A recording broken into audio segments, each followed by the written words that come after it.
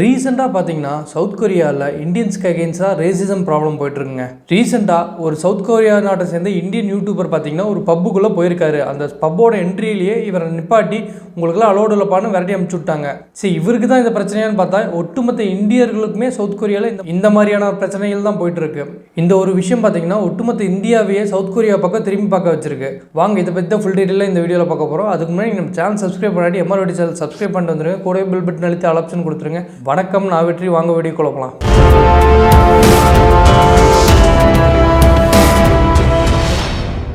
South கொரியாவில் அங்கங்கே பார்த்தீங்கன்னா இந்தியன்ஸ் நாட் அலோடுங்கிற மாதிரி போர்டு வச்சுருக்காங்க. சரி, இது என்னப்பா ஒரு சில கடைகள் மட்டும் தான் கேட்டிங்கன்னா முக்கால்வாசி எல்லா கடைகளிலும் இப்படி தான் போர்டு வச்சுருக்காங்க. அதை மீறி போர்டு வைக்காத கடைக்கு இந்தியன்ஸ் போனாலும் நாங்கள் போர்டு வைக்க மறந்துட்டோம், இந்தியன்ஸுக்கு நாட் அலோடு அப்படிங்கிற மாதிரி சொல்லிட்டு இருக்காங்க. ஏன்னு கேட்டிங்கன்னா அந்தளவுக்கு சவுத் கொரியாவில் ரேசிசம் அந்த பிரச்சனை போயிட்டுருக்கு. ஒரு காலகட்டத்தில் இந்தியாவிலும் அந்த மாதிரியான பிரச்சனைகள் இருந்துச்சு. ஆனால் இப்போ அது ரொம்பவே குறைஞ்சிருச்சு. இன்னும் ஒரு சில இடங்கள்ல தான் காது வழியாக கிசுன்னு பேசிகிட்டு இருக்காங்க. ஆனால் ஓப்பனாக அங்கங்கன்னு பேசிக்கிறது இல்லை. அந்தளவுக்கு நம்ம முன்னேறி வந்துட்டோம். இதில் கொடுமை என்னன்னு பார்த்தீங்கன்னா சவுத் கொரியாவில் ஒரு லேடி பார்த்தீங்கன்னா கடைக்கு துணி எடுக்க போயிருக்காங்க. அங்கே போய் துணியை பார்த்துட்டு இல்லை எனக்கு பிடிக்கலன்னு வெளியில் வந்திருக்காங்க. சும்மா அவன் டோர்கிட்ட நின்று திரும்பி பார்த்தப்ப அந்த துணியில் தண்ணியை வச்சு தேய்ச்சிட்டு இருக்காங்க. இவங்க பார்த்தீங்கன்னா ஒன்றும் இல்லை, சும்மா துணியை தொட்டு பார்த்ததுக்கே அந்த கடைக்காரங்க துணியை தண்ணி வச்சு தொடச்சிட்டு இருக்காங்க. அந்த அளவுக்கான ஒரு ரேசிசம் பிரச்சனை போயிட்டு இருக்குங்க. இதில் இன்னொரு கொடுமையான விஷயம்னு பார்த்தீங்கன்னா இது அடிக்கடி ரொம்ப ஃப்ரீக்வெண்ட்டாகவே எல்லா இடத்துலையும் நடக்குங்கிற மாதிரியும் அவங்க சொல்கிறாங்க.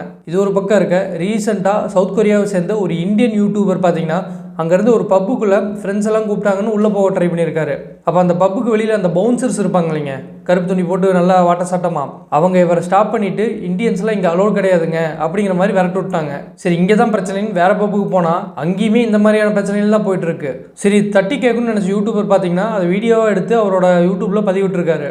இவர் வழியாக தாங்க இந்த இஷ்யூ பார்த்தீங்கன்னா ரொம்ப விஸ்வரூபம் எடுத்து நாடு ஃபுல்லாகவே பரவிடுச்சுன்னு சொல்லலாம். இது மட்டும் இல்லாமல் இதை பற்றி பெருசாக எந்த மீடியாவுமே பேச மாட்டுறாங்க. அதுதான் ரொம்பவே வருத்தத்துக்குரிய விஷயமா இருக்குது. சரி, இந்த பையன் நமக்கு தான் ஏதோ பிரச்சனை போல இருக்குன்னு அங்கே வந்து டூரிஸ்ட்லாம் கேட்கும்போது 5 டூரிஸ்ட்டில் 5 பேருமே இதே மாதிரியான பிரச்சனையை தான் முன் வைக்கிறாங்க. ஒரு காலகட்டத்தில் பார்த்தீங்கன்னா பிரிட்டிஷ்காரங்க தான் நம்மளை இந்த மாதிரி ட்ரீட் பண்ணிட்டு இருந்தாங்க.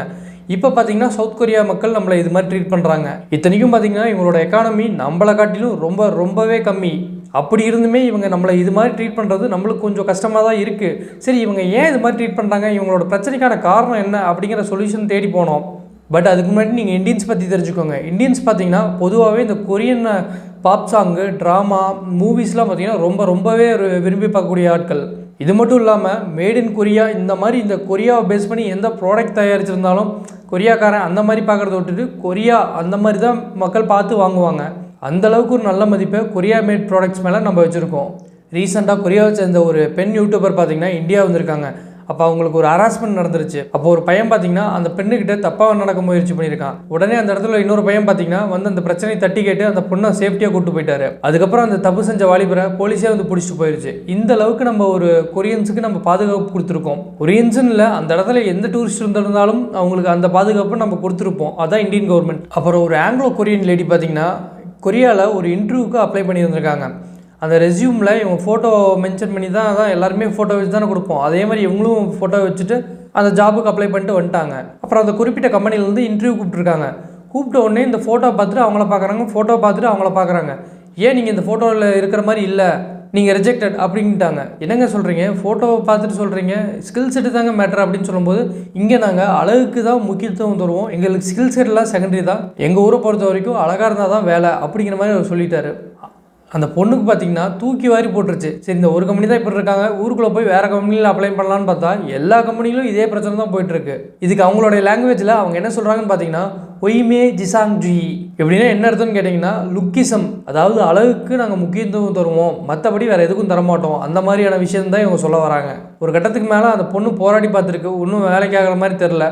அதுக்கப்புறம் வேறு வழி இல்லாமல் இங்கிலாண்டே போயிடுச்சு. பட் ஆனால் இந்தியாவை பொறுத்த வரைக்கும் பார்த்தீங்கன்னா இங்கே ஸ்கில் செட் தாங்க மேட்ரு. நம்ம எப்படி இருந்தாலும் சரி, ஆனால் இங்கே ஸ்கில் செட் அதாவது திறமை இருந்ததுதான் கண்டிப்பாக நம்மளுக்கு உண்டான வேலை வாய்ப்பு கண்டிப்பாக கிடைக்கும். அந்த ஒரு காரணத்தினால தான் இந்தியா இவ்வளோ ஃபாஸ்டஸ்ட் க்ரோயிங் கண்ட்ரீஸில் ஒன்றா இருக்குது. இந்தியாவில் மட்டும் கிடையாதுங்க, 99% கண்ட்ரீஸில் பார்த்தீங்கன்னா எல்லா இடத்துலையும் ஸ்கில் செட்டு தான் ப்ரியாரிட்டி கொடுப்பாங்க. இவங்க ஏதோ கொஞ்சம் வித்தியாசமான கண்ட்ரியாக இருப்பாங்க போல இருக்குது. எனக்கு என்ன டவுட்டுன்னா இவங்ககிட்ட ரெஸ்யூம் அனுப்பிச்சி விடாமல் ஒரு பெரிய ஃபோட்டோ அனுப்பிச்சி விட்டு ஏங்க வேலை கிடைக்குமா இல்லையா அது மாதிரி கேட்டாலே போதும் போல இருக்குது. இல்லைன்னு சொல்லிடுவாங்க. அதை விட்டுட்டு உட்காந்து கஷ்டப்பட்டு படித்து ஸ்கூலுக்கு போய் காலேஜ் போய் இவ்வளோ விஷயமே தேவையில்லைங்க. ரீசெண்டாக கொரியாவில் ஒரு சர்வே பண்ணியிருக்காங்க. அதில் கிட்டத்தட்ட ஒரு 900 கம்பெனியே சர்வே பண்ணியிருக்காங்க. அதில் கிட்டத்தட்ட 60% கம்பெனிஸ் பார்த்தீங்கன்னா எங்களுக்கு நீங்கள் மேண்டட்டரியாக ஃபோட்டோஸை சப்மிட் பண்ணி ஆகணும், அதில் நாங்கள் அழகுக்கு தான் முக்கியத்துவம் தருவோம், ஸ்கில் செட்டுக்கு முக்கியத்துவம் தரமாட்டாங்கிற மாதிரி தான் இப்படி தான் செலெக்ஷன் மெத்தடே இருக்குது. ஸோ நீங்கள் கொரியாவில் ஜாப் வாங்கணும்னா பிளாஸ்டிக் சர்ஜரி பண்ணிட்டு தாங்க போய் வாங்கணும். அந்த மாதிரியான சுச்சுவேஷன் தான் ப்ராக்டிக்கலாகவே அங்கே இருக்குது. சரி, இவ்வளோ பிரச்சனை போயிட்டுருக்கு, இந்த கொரியன் கவர்மெண்ட் என்ன தான்ப்பா பண்ணுறாங்க, இவங்களாம் இதை தட்டியே கேட்க மாட்டாங்க அப்படின்னு கேட்டிங்கன்னா, இந்த கொரியன் சொசைட்டியில் பார்த்தீங்கன்னா இந்த லுக்கிசம்ங்கிற கான்செப்ட் ரொம்ப வேரூன்று போயிடுச்சு. இதை போய் கவர்மெண்ட் ஏப்பா இது மாதிரி பண்ணுறீங்கன்னு கேட்டால் கவர்மெண்ட்டே கவுத்திடுறாங்க. அதுக்கு பயந்துட்டே கொரியன் கவர்மெண்ட் இதுக்கு எதிராக இருக்கிறது இல்லை. இன்னொன்று, கொரியாவில் கிராஜுவேஷன் கிஃப்டாக பிளாஸ்டிக் சர்ஜரியை தாங்க ரெக்கமெண்ட் பண்ணுறாங்க. ஆமாங்க, அவங்களோட கவர்மெண்ட்டே பார்த்தீங்கன்னா மெடிக்கல் டூரிசம்னு ஒன்று ஆர்கனைஸ் பண்ணிகிட்டு இருக்கு. அதில் போய் கொஞ்சம் நீங்கள் ரேட்டு கம்மியாக பிளாஸ்டிக் சர்ஜரி பண்ணிக்கலாம். இந்த ஒரு காரணத்தினால தான் கொரியாவில் நிறைய மக்கள் பிளாஸ்டிக் சர்ஜரி பண்ணிக்கிறாங்க. கொரியாவில் இந்தியன் மக்கள் படிப்புக்கு தான் போயிருக்காங்க அப்படின்னு நினச்சிட்டு இருக்கீங்க. ஆனால் உண்மையான காரணம் என்னென்னு பார்த்தீங்கன்னா, அங்கே சின்ன சின்ன வேலைகள் செய்ய தான் இந்தியன் பீப்புள் அங்கே போகிறாங்க.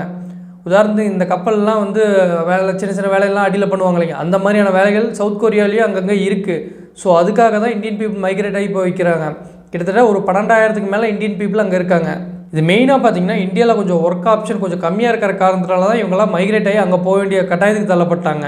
இவ்வளோ எங்க நம்ம ஊர்லேயே பார்த்தீங்கன்னா, அதுவும் ஆந்திராவில் அனந்தபூரில் கியாவோட மேனுஃபேக்சரிங் பிளான்ட் இருக்குது. கியானா தெரியுதுங்களா, அந்த கார் கம்பெனி, இவங்க கொரியாவை சேர்ந்தவங்க தான்.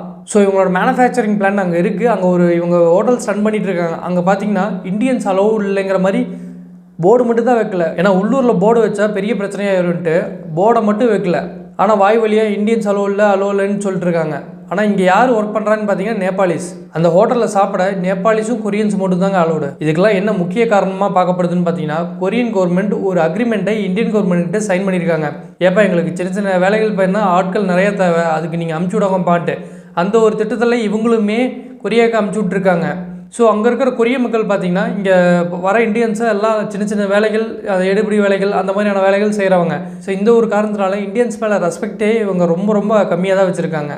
இன்னொன்று என்ன சொல்கிறாங்கன்னா, எங்களோட ஸ்கின் கலர்லாம் பார்த்திங்கன்னா ரொம்ப ரொம்ப ஒயிட்டாக இருக்கும், அதே இந்தியன்ஸோட ஸ்கின் கலர்லாம் பார்த்திங்கன்னா வெட்டிஷ், அதாவது ஒரு ப்ரௌன் கலரில் இருக்கும், அது எங்களுக்கு சுத்தமாகவே பிடிக்காது. இதை நிறைய கொரியன்ஸ் ஒத்துக்கவும் செய்கிறாங்க. ரீசெண்டாக பார்த்தீங்கன்னா இந்த பிரச்சனைக்கு அப்புறம் கொரியன்ஸ் கிட்ட போய் ஒரு சர்வே எடுத்ததில், ஏப்பா நீங்கள் இந்தியன்ஸ் ஒதுக்குறீங்க அந்த மாதிரி ஒரு கேள்விகளை கேட்டதுக்கு, இந்தியன்ஸ்லாம் வந்து அன்சேஃபுங்க, அவங்கெல்லாம் பழகவே ஒரு சேஃப்டி இல்லாத நபர்கள். இன்னொன்று, இந்தியா பார்த்தீங்கன்னா ரொம்ப அண்டர் டெவலப்டு கண்ட்ரி. அது மட்டும் இல்லாமல் இந்தியன் பீப்புள் பார்த்தீங்கன்னா ரொம்ப ஓல்டு ஃபேஷன்டாக இருப்பாங்க. இந்த ஒரு காலத்தினால எங்களுக்கு பார்க்கவும் பேசவும் அவங்ககிட்ட விருப்பமும் இல்லை, பிடிக்கவும் இல்லை அப்படிங்கிற மாதிரி நிறைய பேர் சொல்லியிருக்காங்க. இதுக்கெல்லாம் என்ன ப்ராப்ளம்னு பார்த்தீங்கன்னா, இந்தியன்ஸை பற்றி அவங்களுக்கு சரியாக தெரியலைங்க. இங்கிலீஷில் இன்ஃபர்மேஷன் கேப் அப்படின்னு ஒரு வார்த்தையை சொல்லுவாங்க. அவங்களுக்கு போதுமான அறிவு இந்தியன்ஸை பற்றி கிடையாதுங்க. உலகத்தோட மிகப்பெரிய சிஇஓஸ் எல்லாம் பார்த்தீங்கன்னா இந்தியன்ஸாக தான் இருக்காங்க. இந்தியன்ஸை நீங்கள் போய் எந்த கண்ட்ரியில் விட்டாலும் அவங்க அடித்து அப்படியே மேலே வந்துடுவாங்க. அது இந்தியன்ஸோட நேச்சுரல் ஸ்கில்னே சொல்லலாம். இது நமக்கு மட்டும் இல்லைங்க, உலகத்தில் இருக்கிற எல்லா கண்ட்ரிஸுக்கும் தெரியும் இந்தியன்ஸ்னாலே ஒரு யூனிக் பர்சன்ஸ். அவங்க எங்கேருந்து வந்தாலும் அவங்க டக்குன்னு முன்னேறி போயிடுவாங்கன்ட்டு. ஆங்கிலேயர்கள் பார்த்திங்கன்னா நமக்கு சுதந்திரம் கொடுக்கறதுக்கு முன்னாடியே எல்லா வெல்த்தையும் சுரண்டி அவங்க நாட்டுக்கு எடுத்துகிட்டு போயிட்டாங்க. வெறும் சுதந்திரத்தை மட்டும்தான் நம்மக்கிட்ட கொடுத்தாங்க. நம்ம சுதந்திரம் அடைஞ்சு இந்த குறுகிய காலகட்டத்தில் பார்த்திங்கன்னா இவ்வளோ பெரிய குரோத்தை வந்து எந்த கண்ட்ரினாலையும் கொண்டு வர முடியல. ஏன்னா இவ்வளோ பெரிய ஹியூஜ் பாப்புலேஷனை வச்சுட்டு இவ்வளோ பெரிய குரோத்தை கொண்டு வரது வந்து அசாத்தியமான ஒரு விஷயம். காலனி ஆட்சி காலத்திலேருந்து விடுவிச்சு இந்தியா தான் மிகப்பெரிய ஒரு வளர்ச்சி அடைஞ்சிருக்கிற மாதிரி ரஷ்யாவோட அதிபர் புட்டினே மென்ஷன் பண்ணியிருப்பார். இந்த ஒரு காரணத்தை வச்சு கொரியாவோட பொருட்களை தள்ளி வச்சிடலாமான்னு கேட்டால் கூடாதுங்க. நம்ம வந்து எப்பயுமே ஒரு கண்ட்ரிக்காக நம்ம ஒரு கிராஃப்ட்மேன்ஷிப்பை இழக்கக்கூடாது. ஒரு தரமான பொருள் ஒரு கண்ட்ரிலேருந்து வருதா, அந்த பொருளை பயன்படுத்திக்கிறது ஒரு தவறு கிடையாது. ஆனால் ஒன்று பார்த்தீங்கன்னா, சவுத் கொரியா டூர் போகிறதா மட்டும் இருந்தால் யோசிச்சுக்கோங்க. ஏன்னா நம்ம டூர் போகிறதே ஜாலியாகவும் ஃப்ரீயாகவும் நிம்மதியாகவும் இருக்க தான் போகிறது. அங்கே போயிட்டு இந்த ரேசிசம் ப்ராப்ளம், அந்த ஹோட்டலில் சாப்பிட முடியாது, இந்த பஸ்ஸில் ட்ராவல் பண்ண முடியாது, இந்த மாதிரியான சூழ்நிலை இருந்துச்சுன்னா போகிற டூர் சொர்க்கமாக இருக்காது, நரகமாக மாறிடும். ஸோ இதை மட்டும் பார்த்து யோசிச்சு செய்யுங்க. இந்தியாவோட வளர்ச்சியை பற்றி நீங்கள் என்ன நினைக்கிறீங்கிறத கமெண்ட்டில் சொல்லுங்கள். நம்ம இந்த வீடியோட எண்டிங் வந்துட்டோம். இந்த வீடியோ உங்களுக்கு பிடிச்சிருந்தா லைக் பண்ணி, ஷேர் பண்ணி, சப்ஸ்கிரைப் பண்ணி உங்களோட ஆதரவை எனக்கு தெரிவிங்க. நாளைக்கு ஒரு சூப்பரான வீடியோவில் உங்களை பார்க்குறேன். நன்றி, வணக்கம், வெற்றி.